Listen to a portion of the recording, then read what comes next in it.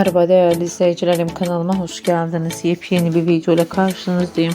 Sizler için Demet Özdemir ve İlhan Şen'den yeni fotolar, yeni paylaşımlar sunuyorum.